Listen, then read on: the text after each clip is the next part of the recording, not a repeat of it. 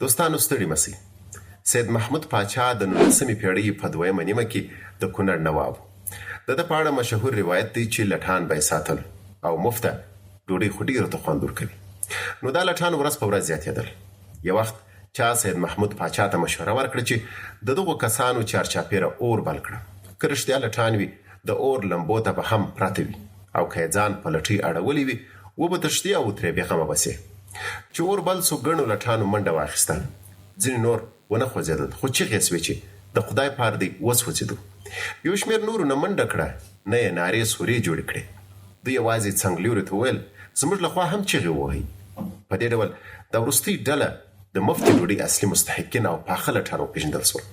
دا حکایت ډیرو ته په لټانو پورې یوه جوړه سوې ټوکه ښکاري چې البته په اجتماعي لحاظ بې بنیاده نسو بللی. زموږ په ټولنه کې به شتمنو خانانو په نوکرانو سربیره د خپلې تبې ځینې کسان په خپلو حجرو کې ساتل. مثلا ټوکیان چې په نورو پورې وخاندي، سادهګان چې نور ور پورې وخاندي، صوفیان چې خان ته دعا وکړي، عالمان او یا خولور کسان چې په جرګو او مرکو کې د خان د خبرې د تایید لپاره یو منطقي او کتابي خبره وکړای شي او داسې نور. دغو کسانو به غالبا ټول وخت د خان په حجره کې تیراوه. کار روزګار ته املا نه ټیټېدل. موږ ویلی سو چې دوی که کمالي وو یا بې کماله خو ناراست وو. د سید محمود پاچا د لټانو نور حکایتونه هم سته. زموږ په ادبیاتو او مجلسونو کې وزګارخېلو ته په ښه سترګه نه کتل کېږي، مګر که څوک یو داسې وظیفه پیدا کړي چې معاش یې ښه او کار یې تش په نوم وي، ډېرو ته به هوښیار او ځیرک معلوم سي. له بلې خوا ټولنه شاید خورا زحمتکشه کس ته حریص او د دنیا وږی وای.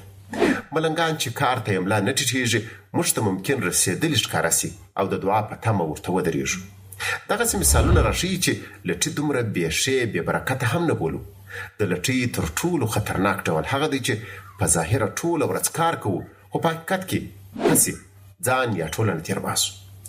د دغه ډول لټۍ تاوان ځکه زیات دی چې ډېره عامه ده. زده کوونکی او محصل به ګوري معلم ته او بوخت به وي له خیال پلو سره. مامور به کمپیوټر ته ناست وي مګر د دفتري کار پر ځای به له ملګرو سره چټ کوي. کله چې زیار ایستونکي یاد سي شاید تر نورو له مخه مو د خپل کلیو بزګرانو سترګو ته ودرېږي او دې ته مو پام نسي چې یو ګڼ شمېر دهقانان خصوصا د تراکتور او نورو ماشینونو له عامېدو وروسته د کال 5مه برخه ورځې هم په کار نه تېروي.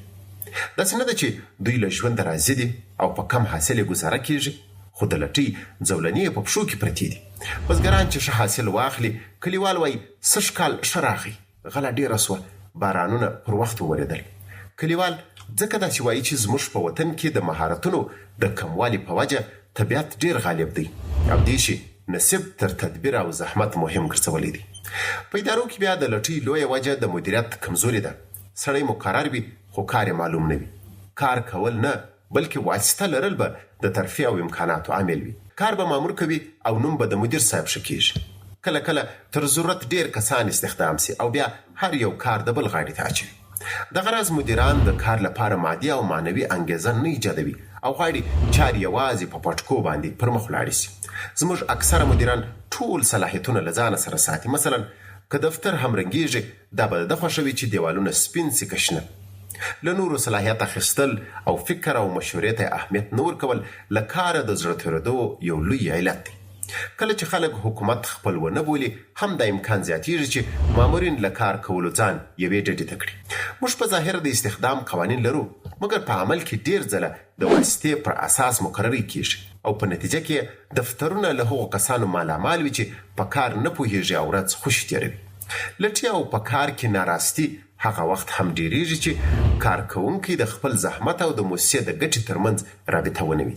کارکوونکی که وویني چې د ده د موسسې ګټه د ده په ژوند مستقیم اثر لري بیا ممکن لا فعاله اوسي.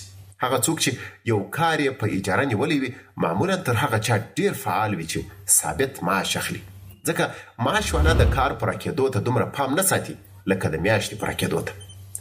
زموږ په ټولنه کې ګڼ دکانداران له ملا اذانه تر ماخوستن ناوخته پورې په دکان کې وي او ان د جمعې په ورځ هم دکان پرانیستی پرېږدي.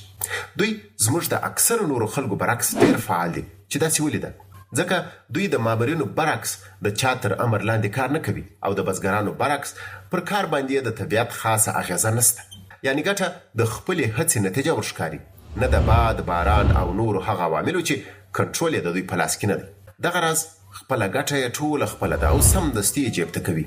زموږ په کلتور کې که د کار د تبلیغ ادبیات سته، د لټۍ د ترویج ادبیات هم سته. موږ ډېر ځله حرص، روزي، تقدیر، قناعت او نور مفاهیم د لټۍ په ګټه معنا کړي دي. او په دې منځ کې د میږي او بلبل غوندې کیسې هم لرو چې وګړي کار او فعالیت وربولي. بلبل وخت په سندرو تیر کړ او میږي په دانو ټولولو. چې ژمی راغی بلبل د لوږې ښکار سو، خو میږي د سختو ورځو چاره کړې وه.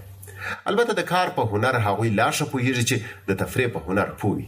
موږ باید د دنیا د رسیدلو خلکو غوندې په دې ځان پوه کړو چې که غواړو کار وکړو نو تفریح دښمني به نه کوو. د لټۍ نهایي مقصد دا دی چې په لږ زحمت یا نه زحمت ډېره ګټه وکړو. د داسې سودا تصور عاقل کسان هم بېلارې کولی شي.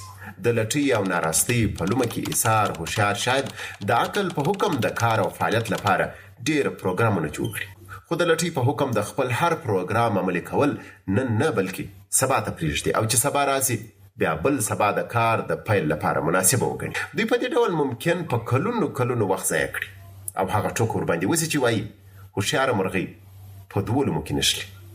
تر بیا.